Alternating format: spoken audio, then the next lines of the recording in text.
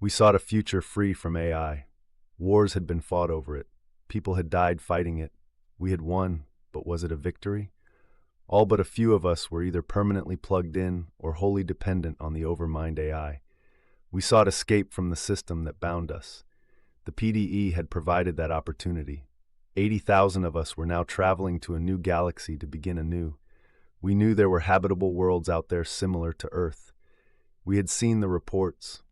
The Overmind tried to keep it from us, tried to convince us that we were alone in the universe, that other systems couldn't support life. We knew it could be done, and with the last of the human-controlled factories, we constructed the ships in secret in orbit of Neptune.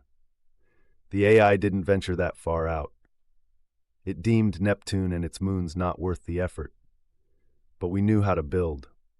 We knew how to build from nothing. 28 starships, including 9 massive colony ships capable of carrying 10,000 colonists each, were constructed over 8 months.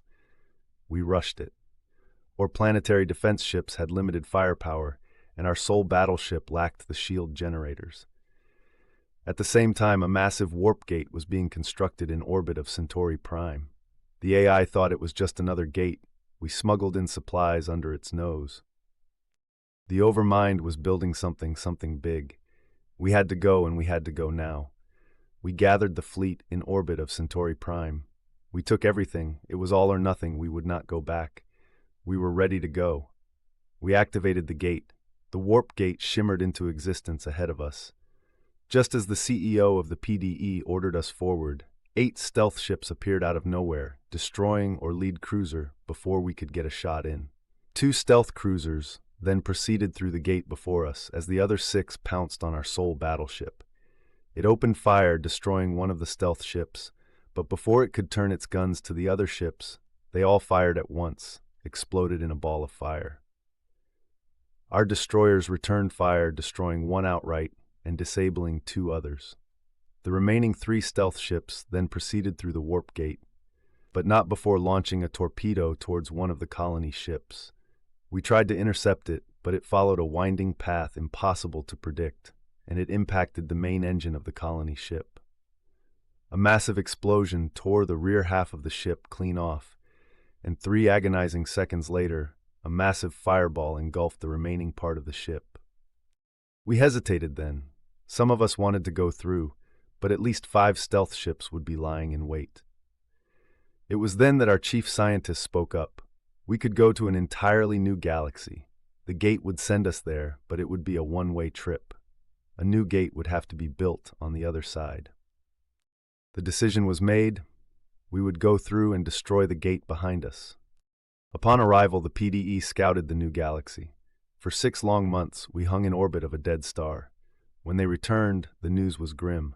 Only a handful of M-class planets were out there, a few substandard worlds scattered around. 7 were chosen to be our new homes. We were to spread out in this new galaxy. But now the PDE sought complete control. Each colony would be provided with a single planetary defense ship, stripped down to its very basic components. Our databases were to be purged of all AI data and technologies to protect us from any possible contamination of AI code. We would start anew and learn to live with environments we found ourselves in, with the PDE monitoring our progress. All was well for 6 months. We built bases and basic mining facilities. We were careful and respectful. We did not wish to follow the old path. Then one day we heard from the PDE.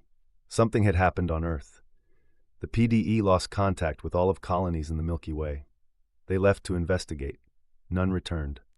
With the sudden disappearance of the PDE, we found ourselves with no contact with any of the other colonies and no galaxy maps to speak of. If we were to expand, we would have to learn to live on the harsh worlds we found around us. We were in the dark and truly on our own.